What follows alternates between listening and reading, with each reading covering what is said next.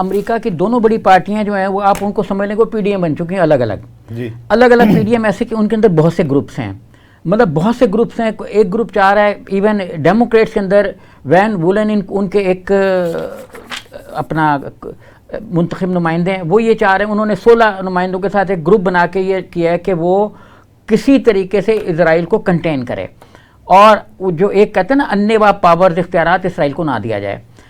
तो वो डेमोक्रेट्स में बना हुआ है। डेमोक्रेट्स के अंदर एक और ताकतवर ग्रुप है जो उन लोगों का है जो इमिग्रेंट्स थे मुख्तलिफ जगहों से आके, जिनकी 4 कहते हैं ना गैंग ऑफ 4, 4 ख़वातीन सेनेटर्स जो हैं जो बहुत वोकल भी हैं, एक फ़लस्तीन निजात हैं, कुछ एक अफ्रीकी निजात हैं, तो वो 4 और बाकी 2 उनके अपने।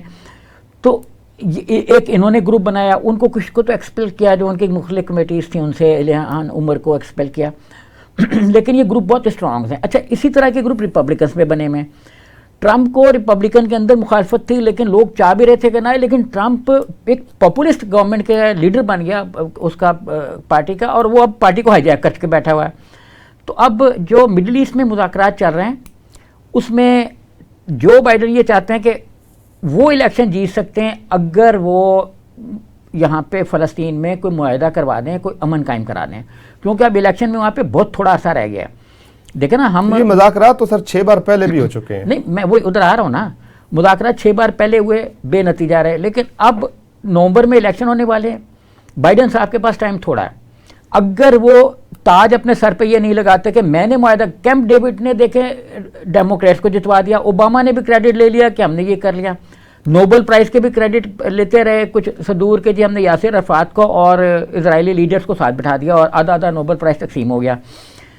तो अब जो है वो पूरी ताकत के साथ ये चाह रहे हैं कि ये हो जाए। उन्होंने कुवैत में चूँकि उनका एक तर्जमान और लोग मौजूद हैं, तो उन्होंने कुवैत को ये थ्रेट किया, एक्चुअली थ्रेट तो उन्होंने हमास को किया है कि आप अगर मुआहदा नहीं करोगे तो जो आपके पास एक पॉलिटिकल बेस है, पॉलिटिकल लीडरशिप जहाँ से बात करिए वो ख़त्म कर देंगे। तो कतर को तुम सर यही धमकी दे रहे हैं ना कि अगर मुआहदा नहीं होगा तो हमास की लीडरशिप को आप मुल्क से बाहर निकालो। हाँ, लेकिन हमास के पास अब हमास जो है वो इस चीज़ पे इस किस्म के थ्रेट में आ नहीं रही। देखिए, कतर से निकालेंगे, उनके पास और भी मुल्क मौजूद हैं, कहीं भी वो बैठ सकते हैं, लेबनान में बैठ सकते हैं, उर्दन को भी उन्होंने कहा हुआ है कि हम तुम्हें भी बेस बना सकते हैं। उनमें तो वैसे ही शाह उर्दन के पास इतनी पावर नहीं है कि वो उनको रोक सकें, वो बैठ जाएंगे वहाँ पे उनकी मेजॉरिटी भी है। तो मकसद उनका ये है कि किसी ना किसी तरीके से मुआहदे की तरफ आएँ। अच्छा, मुआहदे में अभी वो क्रेडिट लेना चाह रहे हैं कि मैंने सऊदी अरब को इसराइल के हक़ में कर दिया या सऊदी अरब के साथ मुआहदा कर लिया। अभी जो लीडरशिप सारी की सारी गई हुई थी, टोनी ब्लिंकन वगैरह जो मिनिस्टर उनके स्टेट हैं, यानी हमारे लफ्ज़ों में फ़ॉरेन में वज़ीर ख़ारजा, तो सेक्रेटरी स्टेट है वैसे तो उनके डेजिग्नेशन, तो वो ये चाह रहे हैं कि सऊदी अरब अमेरिका की छतरी तले आ जाए और छतरी तले आने के बाद वो इसराइल को कंसेशन दे दे। मेन कंसेशन तस्लीम करने का है, और सेकंड कंसेशन जो तस्लीम करने से थोड़ा सा लेसर है कि आप जो कह रहे हैं कि हर रोज़ इसराइल और सऊदी अरब के ताल्लुकात बेहतर हो रही है। हारीज अखबार ने भी लिखा है, बाकी सऊदी जो उनके वहाँ के इसराइल के अखबार हैं वो भी लिख रहे हैं कि सऊदी अरब के साथ ताल्लुकात हमारे बेहतर हो रहे हैं। लेकिन सऊदी अरब चाहता क्या है? सऊदी अरब के साथ जो पहले मुज़ाकरात हुए, जिनका आपने छठा कहा, तो 5वां मुज़ाकरात जो था उसमें भी सऊदी अरब ने ये एक स्टैंड लिया था कि आप हमें न्यूक्लियर शील्ड मुहैया करो और हमें डिफेंस दो। अच्छा, अब अमेरिका ये कहता है कि भाई आपको किससे डिफेंस चाहिए?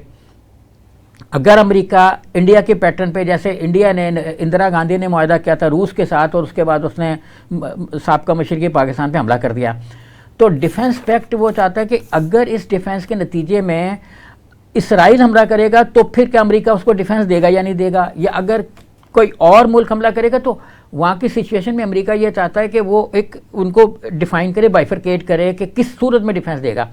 दूसरा, सऊदी अरब ने अभी मुज़ाकरात में एक बड़ा अहम नुक्ता उठाया। उसने कहा कि मिस्टर एंथोनी ब्लिंकन, अगर जैसा कि हम सुन रहे हैं, वो जो उन्होंने कहा होगा ये इसी तरह कहा कि जैसा कि हम सुन रहे हैं कि ट्रंप बरसेदार आ जाते हैं, तो क्या गारंटी है कि वो मुआहदा जो हमने जो बाइडन के साथ है वो उसको कैरी करेंगे, उसका बोझ उठाएंगे, उसको साथ लेके चलेंगे।